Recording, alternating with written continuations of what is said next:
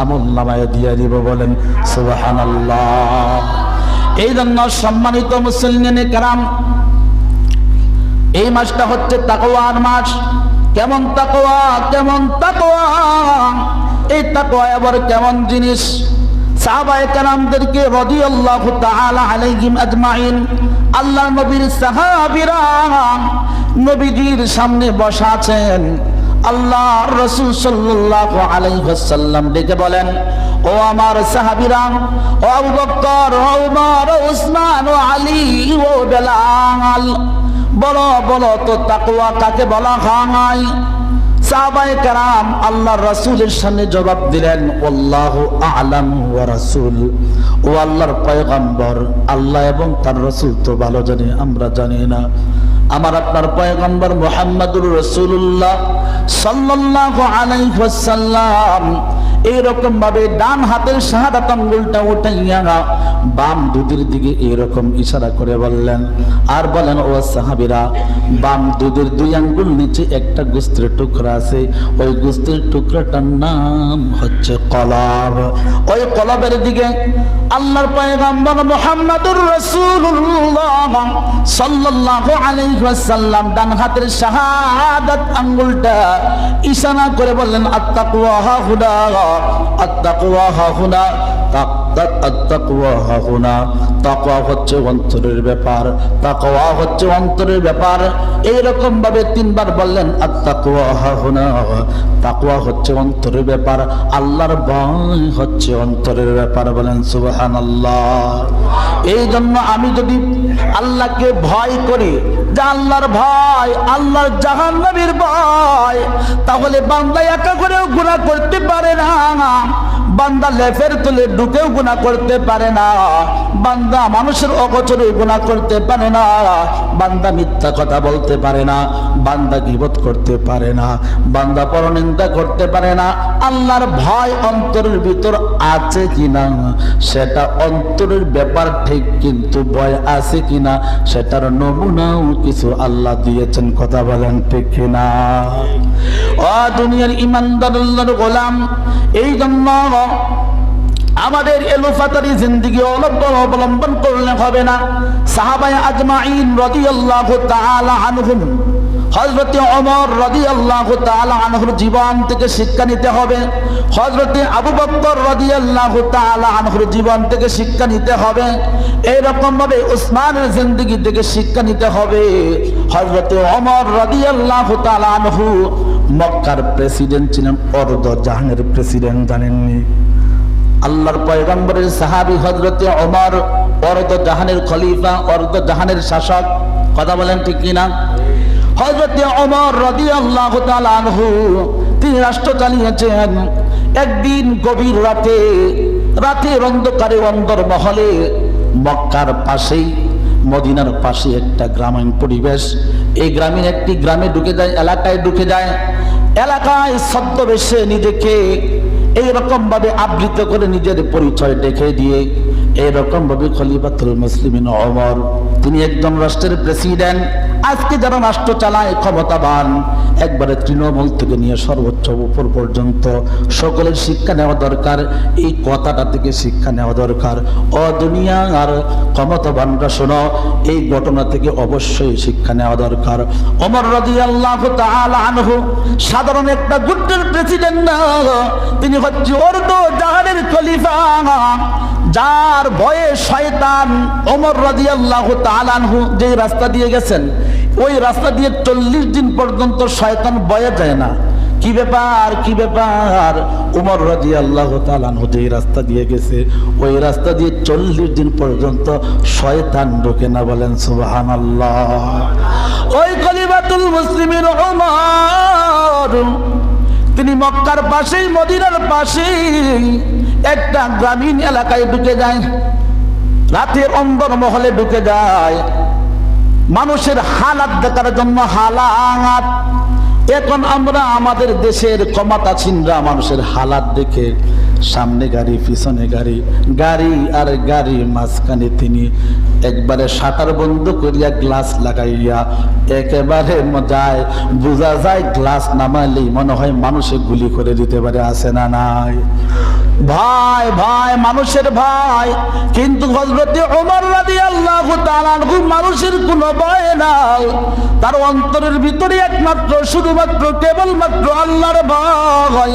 তিনি আল্লাহকে ভয় করে মানুষের হালাত দেখার জন্য ঘর থেকে বেরিয়ে গেলেন, মদিনার পাশে একটি গ্রামীণ এলাকায় ঢুকলেন।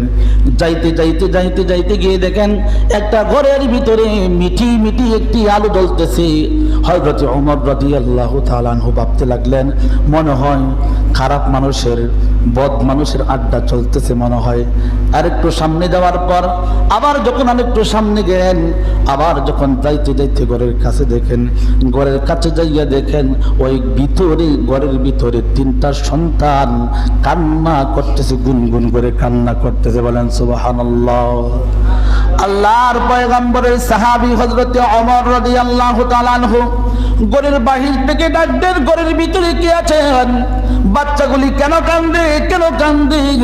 ঘরের থেকে এক মহিলার জবাব, মহিলা ডাক দিয়ে বলে, ও ফতিক, ও মুসাফির, ও মুসাফির, তুমি যেই দিক থেকে আসছো ওই দিকে চলে যাও, তুমি আমাদের বিষয়টা জানবা না।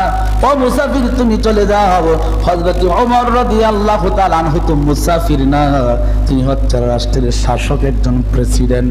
তিনার নিজের পরিচয়টা ডেকে এই কথা বললেন না, আমি ওমর বলছি, আমি খলিফাতুল মুসলিমিন, ওমর রাষ্ট্রের প্রেসিডেন্ট। এই কথা বলে নাই, নিজের পরিচয়টা গোপন রেখে বললেন কি হয়েছে, কেন কান্না করে। বারবার জিজ্ঞাসা করার পর ওই মহিলা ডেকে বললেন, ও ফতিক মুসাফির, আর বলে তুমি আমার মনের কষ্টটা বাড়ায়ও না। এইরকম ভাবে বারবার যখন বলতেছিলেন, মহিলা ডাক দিয়ে বলে, ও ফতিক, ও মুসাফির, আমার ঘরে 3 দিন ধরে কোনো খানা নাই, কোনো টাকা নাই, কোনো পয়সা নাই, আমার ঘরে কোনো খাবারের কোনো ব্যবস্থা নাই। আমার স্বামী এই সন্তানের বাবা পয়গম্বর মুহাম্মদুর রাসূলুল্লাহ সাল্লাল্লাহু আলাইহি ওয়াসাল্লামের সাথে যুদ্ধের ময়দানে শাহাদাত বরণ করেছে ইসলামের জন্য, কোরআনের জন্য। আমি অন্যের বাড়ি কাজ করে আমার সংসার চালাই, কিন্তু আজকে 3 দিন হয়ে গেল আমি মা তাদের খানার কোনো ব্যবস্থা করতে পারি নাই। এইরকম ভাবে জনগণ বলতে লাগলেন। হযরতে খলিফাতুল মুসলিমিন ওমর রাদিয়াল্লাহু তাআলা আনহুর চোখ বেয়ে বেয়ে টকটক করে এরকম মুক্তার দানার মতো পানি করে জমিনে পড়তেছে। হযরতে ওমর রাদিয়াল্লাহু তাআলা আনহুকে ওই মহিলা জানায় দেন, ও ফতিক, ও মুসাফির, তোমাকে সাক্ষী রেখে একটা কথা আমি বলতে চাই। আমি শুনেছি এই রাষ্ট্রের প্রেসিডেন্ট হযরতে ওমর কাল কিয়ামতের ময়দান কঠিন মুসিবতের দিন, আমি কিন্তু ওমরের গলার মধ্যে গামছা লাগাইব, গামছা লাগাইব। কেন? ওমর প্রেসিডেন্ট হইয়া আমাদের খোঁজখবর নিলেন না। বলেন না সুবহানাল্লাহ।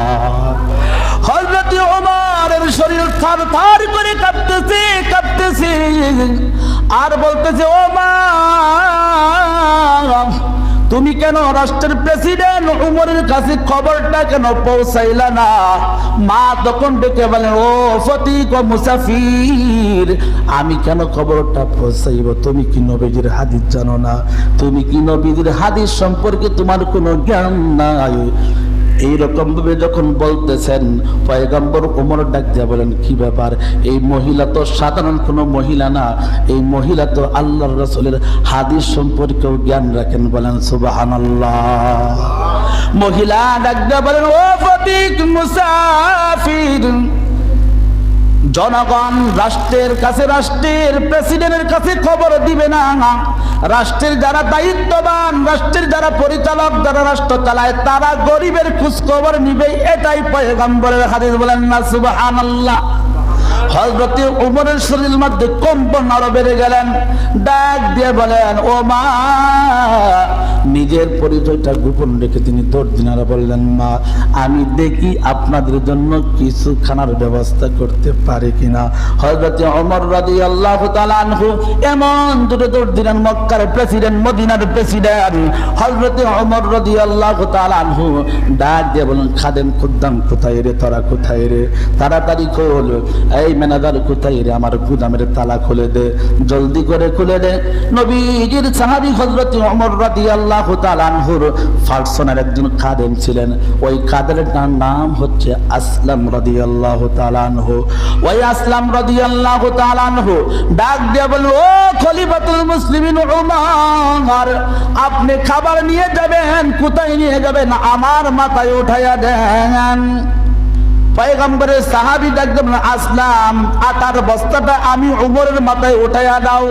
আসলাম বলে, না না না, আপনি হইলেন রাষ্ট্রের প্রেসিডেন্ট, দেশের প্রেসিডেন্ট, মদিনার প্রেসিডেন্ট, আপনি যে এরকম প্রেসিডেন্ট তেমনি ভাবে আপনি হইলেন জামানার ইমাম, আপনি হচ্ছেন কাবাগরের ইমাম, আপনি আমাদের নেতা, আমার মাথায় উঠাই দেন বোঝাটা।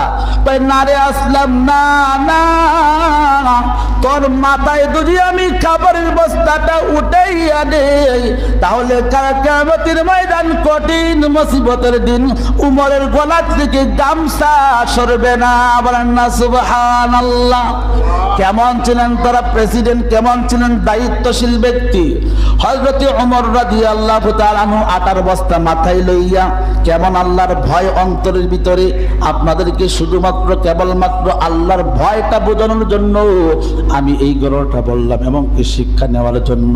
হযরত ওমর রাদিয়াল্লাহু তাআলা আনহু দুনিয়ার কোনো মানুষকে দেখানোর জন্য না, একমাত্র কেবলমাত্র শুধুমাত্র আমার আল্লাহকে খুশি করার জন্য কথা বলেন, ঠিক না? দুনিয়ার ইমানদার আল্লাহর গোলাম হযরত ওমর রাদিয়াল্লাহু তাআলা আনহু আটার বস্তা নিয়ে যখন ওই মহিলার বাড়িতে চলে যায়, আসলাম রাদিয়াল্লাহু তাআলা আনহু ডেকে বলেন, আসলাম রে, আমার পিছনে পিছনে আসো, জলদি করে আসো। হযরত ওমর রাদিয়াল্লাহু তাআলা আনহু নিজের হাতে খামির বানাইয়া আটা তৈরি করে, খামির তৈরি করে নিজের হাতে রুটি বানাইয়া ওই সন্তানদের মুখের মধ্যে খাবার তুলে দেয়। সন্তানগুলি খাবার খাইতে খাইতে খাইতে খাইতে যখন সন্তানদের চোখের পানি মুছে গিয়া, বেদনা বলি গিয়া, সন্তানরা যখন হাসি উল্লাস করতেছেন, হযরত ওমর রাদিয়াল্লাহু তাআলা আনহু তখন তার চোখের কান্না আরো বেড়ে যায়। বলেন সুবহানাল্লাহ। আসলাম রাদিয়াল্লাহু তাআলা আনহু ডাকতে বলেন, খলিফাতুল মুসলিমিন, কি ব্যাপার, কি ব্যাপার, কি ব্যাপার? এখন তো সন্তানদের মুখের ভিতর খাবার তুলে দিয়েছেন, সন্তানরা এখন তারা মন ভরে মজা করে খাচ্ছে, তাদের মুখের মধ্যে হাসি, আপনি কেন কাঁদেন, কি ব্যাপার? এতক্ষণ ছিল আমার কলিজা ফাটা কান্না, এখন আমার দুঃখের কান্না না, এখন হচ্ছে আমার সুখের কান্না। বলেন না সুবহানাল্লাহ। হযরত ওমর রাদিয়াল্লাহু তাআলা আনহু নিজের ব্যাপারে গোপন রেখে, নিজের পরিচয়টা গোপন রেখে এইভাবে যখন খেদমত করলেন, সন্তানরা ডেকে বললেন, মা, ও মা, এটা কোনো মানুষ হতে পারে না, আল্লাহ পাক রব্বুল আলামিন মনে হয় আসমান থেকে খাবার দিয়া ফেরেশতা পাঠিয়ে দিয়েছেন। বলেন সুবহানাল্লাহ। হযরত এই দিক দিয়ে সুবহে সাদিকের সময় হয়ে গিয়েছে।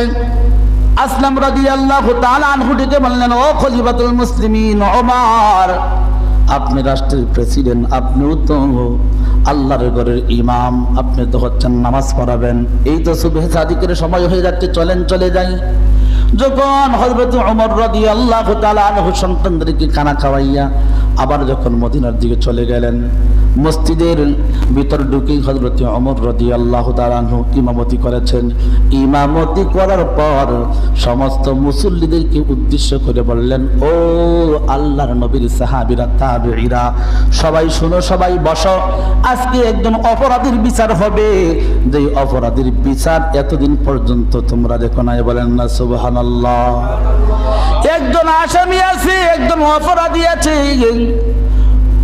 আল্লাহর নবীর সাহাবীরা এবং মুসল্লিরা ডেকে বললেন, হায় হায়, কি ব্যাপার? ওমর রাদিয়াল্লাহু তাআলা আনহু পুরো রাত্রে কোথায় গিয়েছিলেন? কার বিচার হবে?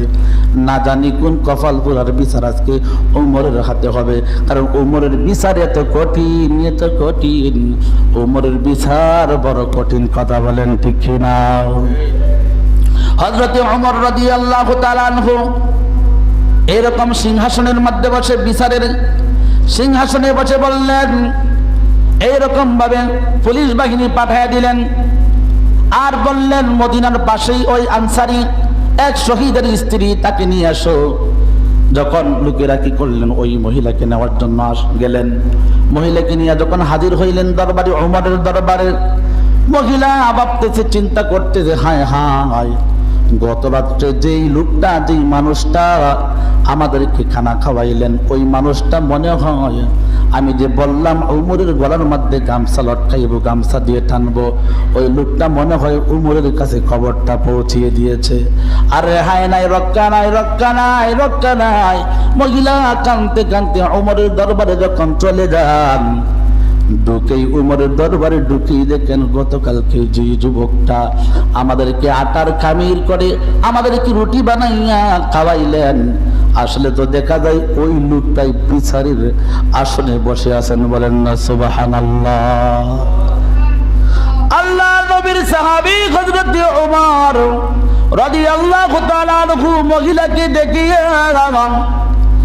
তার সিংহাসনটা ছেড়ে দিলেন, আর হাতের পাগড়ি অথবা গামছা যেটাই বলেন, হাতের পাগড়ি উমরের গলার মধ্যে পেঁচাইয়া, একটা মাথা উমরের গলার মধ্যে পেঁচাইছে, আর একটা মাথা ওই মহিলার হাতের মধ্যে দিয়ে দিয়েছে, আর বললেন, ও মা, ও মা,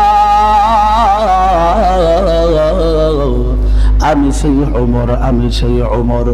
গতকাল কি আপনার বাসায় আমি যে আটা পাঠাইলাম, আমি আপনার খবর নিতে পারি নাই, 3 দিন পর্যন্ত আপনার সন্তান আপনি সহ অনাহার। আমি ওমর প্রেসিডেন্ট হইয়া কেন খবর নিতে পারি না? আমার অপরাধ, অপরাধ।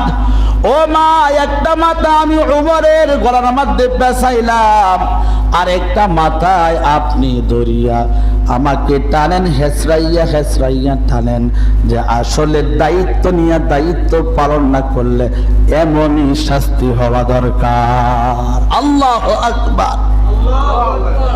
সম্মানিত মুসলিম কেরাম, তাহলে একদিক দিয়ে ওমরের ভাই, ও মা, আপনি আমাকে দৌড়ান, দৌড়ান। আপনি যদি আমাকে টানা হেসরা না করেন, শাস্তি না দেন, তাহলে কাল কিয়ামতের ময়দান, কঠিন মুসিবতের দিন, আমি ওমর কিন্তু আল্লাহর আদালতে দাঁড়াই গিয়া জবাব দিতে পারবো না। বলেন না সুবহানাল্লাহ। তাহলে বোঝা গেল ওমরের অন্তরে কেমন আল্লাহর ভয় ছিল।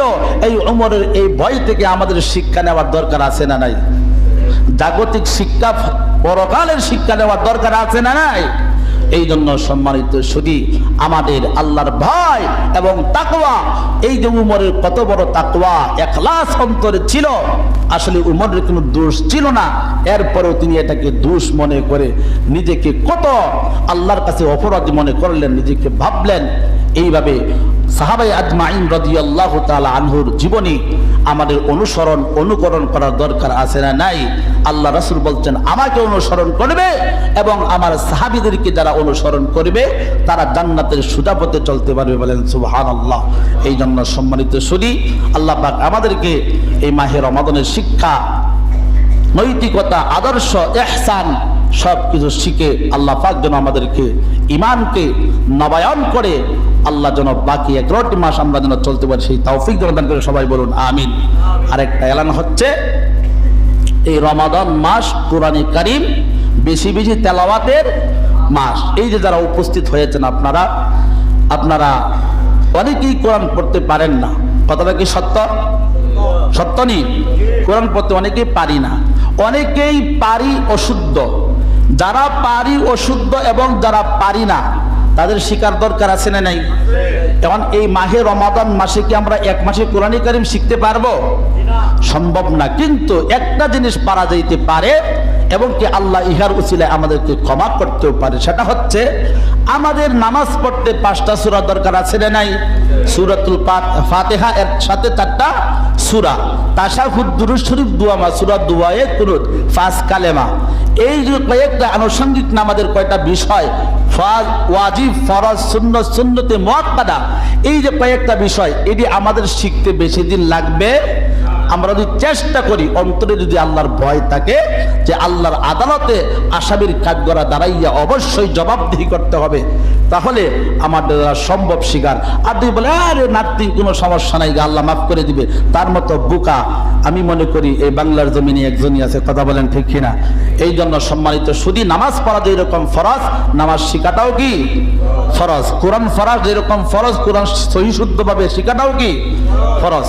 এই অনুবাদে আমি আপনাদেরকে আহ্বান করছি গোবিন্দপুর জামে মসজিদে আগামীকাল থেকে অথবা রবিবার থেকে জোহর থেকে নিয়ে আসর পর্যন্ত আপনাদেরকে ফ্রি কোরআন, কোনো ভর্তি নাই, কোনো টাকা নাই। জোহর থেকে নিয়ে আসর পর্যন্ত যারা কোরআন শরীফ পড়তে পারে তাদেরকে হালকা 4-5টা সূরা দোয়ায়ে কোনো দুরূদ শরীফ, দোয়া মাসুরা, তাশাহুদ, আত্তাহিয়াতু, ফাস কালেমা এটি আপনাদেরকে মশক করানো হবে, তালকিন করানো হবে। বেকা তেরসা বাঁকা যাদের আছে, ভুল ত্রুটি আছে, তাদেরকে শেখানো হবে। যারা পারেন না তাদেরকেও শেখানো হবে ইনশাআল্লাহ। আগামী রবিবার থেকে, এই যে রবিবার আসতেছে, জোহর থেকে নিয়ে কোন পর্যন্ত? আসর পর্যন্ত ইনশাআল্লাহ আমি আপনাদেরকে ফ্রি কোরআন শিখাবো ইনশাআল্লাহ, ওয়াদা করছি। যারা শিখতে আচ্ছুক এবং ইচ্ছুক অবশ্যই আপনারা জোহরের পরে বসে যাবেন। আসর পর্যন্ত আমি এই কোরআন আপনাদেরকে শেখানোর মাধ্যমেই থাকবো ইনশাআল্লাহ। 5টা সূরা যারা পারেন না তাদেরকে শেখানো হবে মশকের মাধ্যমে। যারা পারেন, ভুল হলে কি নামাজ হবে? আরে নামাজের মধ্যে সূরা কিরাত পড়তে গিয়ে যদি একটু ভুল হয়, ফেসের জায়গায় জবর পড়লেন, জবরের জায়গায় ফেস পড়লেন, তাহলে নামাজ লাহনে জলি যেটাকে বলে বড় ভুল, নামাজ হবে না, নতুন করে আবার পড়তে হবে। কিন্তু কবুল কেমনে হবে? আপনার শিকার নিয়তে থাকতে হবে যে আমি শিখতেছি। এই জন্য আপনাদেরকে বললাম যে শিখেন, শিকার নিয়তে থাকেন। হতে পারে আল্লাহ পাক ইহার উসিলায় আপনাকে আমাকে ক্ষমা করতে পারে কি পারে না? আল্লাহ পাক আমাদেরকে বোঝার আমল করার তৌফিক দান করে সবাই বলুন আমিন। এবং আমাদের আগামীকালকে তো তারাবি ইনশাল্লাহ, আগামীকালকে আলহামদুলিল্লাহ আগামীকালকে থেকে কি তারাবির নামাজ। আমাদের এশার জামাত হয় এখন 7:30টায় আজান হয়, 8:45টায় নামাজ হয় এশার জামাত। বর্তমানে আগামীকালকে 8:45টায় আজান হবে, 8টায় এশার জামাত আরম্ভ হবে হ্যাঁ, আমাদের জামাত কয়টায়? 8টায় হবে। আমরা সবাই আগে বাগেই বাড়ি থেকে অজু করে, অনেকে অজু করবো, অজু করতে বসলেন, একদিন অজু ছুটে গেল, অজু করলেন, সমস্যা নেই, বাথরুম আছে, সবকিছু সারতে পারবেন, সমস্যা নেই। কিন্তু এইরকম নিয়ত করে আসেন না যে না জায়গা ওখানে গাও গোসল ধরে একবারে বাথরুম টাথরুম করে ফটসাপ টটসাপ করে অজু টুজু করবো না, এটা ভালো না। ঠিক গেলেন এখানে সমস্যা হয়ে গেছে করেন, কিন্তু বাড়ির থেকে অজু ইস্তেঞ্জা করে তাসবিহ পড়তে পড়তে আল্লাহর নাম জপতে জপতে মসজিদে আসবেন, এটাই নবীদের শিক্ষা। কথা বলে ঠিক কিনা? আল্লাহ আমাদেরকে বোঝার আমল করার তৌফিক দান করে সবাই বলুন আমিন। ওয়া আখিরু দাওয়ানা আনিল হামদুলিল্লাহি রাব্বিল আলামিন। যারা সুন্নাত পড়েন নাই